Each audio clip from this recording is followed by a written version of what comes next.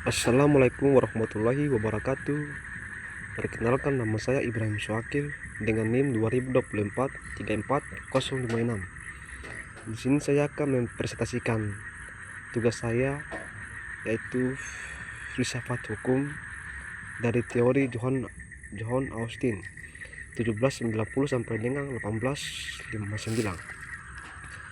Adalah ahli hukum Inggris, tokoh utama aliran hukum positif legalis, dan pelopor pemisahan tegas antara apa itu hukum dan apa yang seharusnya adil.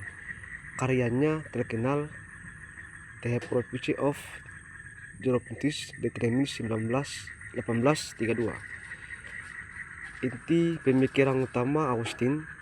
Yang pertama, definisi hukum.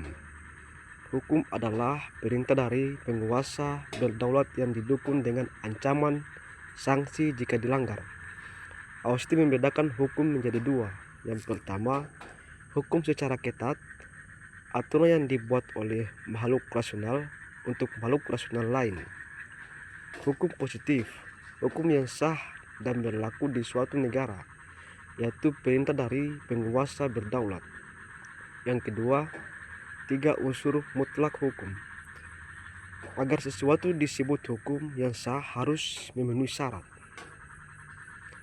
Yang pertama, perintah. Pernyataan yang mewajibkan atau melarang tindakan tertentu, bahkan sekedar saran pemerintah. Penguasa berdaulat. Pihak yang menerima ketaatan dari mayoritas masyarakat dan tidak taat kepada siapapun yang lebih tinggi. Yang ketiga, sanksi. Ancaman penderitaan hukum jika perintah tidak ditaati. Tanpa sanksi bukan hukum namanya. Yang ketiga, pemisahan hukum dan moral. Ini adalah gagasan paling terkenal Austin. Hukum adalah apa adanya, bukan apa yang seharusnya. Validasi hukum tidak bergantung pada apakah ia adil atau bermoral. Hukum tetaplah hukum, meskipun isinya buruk, tidak adil. Hukum yang tidak adil tetaplah hukum.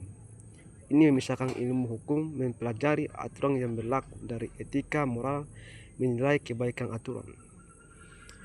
Analisis kritis teori Austin, kelebihan dan kekuatan. Yang pertama, memberikan batasan jelas tentang apa yang menjadi objek kajian ilmu hukum, sehingga tidak bercampur aduk dengan nilai agama atau moral.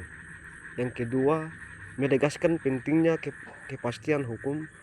Hukum harus jelas sebenarnya siapa yang membuatnya dan apa akibat pelanggarannya.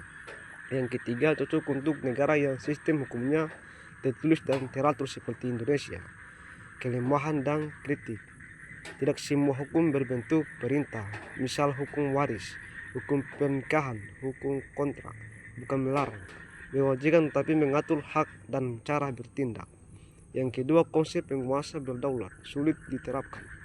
Di negara demokrasi seperti Indonesia, kedaulatan adalah rakyat, tidak atau orang, pihak yang mutlak berkuasa tanpa batas. Yang ketiga, mengabaikan nilai keadilan. Jika diikuti mutlak, teori ini bisa membenarkan hukum yang kejam, menindas asalkan dibuat penguasa yang berkuasa. Yang keempat, mengabaikan hukum lain. Tidak mengaku hukum adat, hukum internasional, atau kebiasaan masyarakat sebagai hukum yang sah. Relevansi di Indonesia, konteks Maluku. Sesuai dengan sistem hukum Indonesia yang menganut sistem hukum tertulis atau berasal dari lembaga negara yang berwenang, memiliki sanksi jelas. Namun teori ini kurang lengkap untuk konteks lokal. Misalnya aturan sasi di Maluku bukan perintah negara, tidak ada sanksi negara secara tertulis, tapi diakui dan ditaati masyarakat sebagai hukum yang sah. Kesimpulan, teori John Austin adalah landasan penting bagi ilmu hukum positif. Hukum harus jelas sumber pembuat dan sanksinya, namun teori ini tidak bisa berdiri sendiri. Kita tetap perlu melihat nilai keadilan moral dan kenyataan hidup masyarakat agar hukum benar-benar bermanfaat.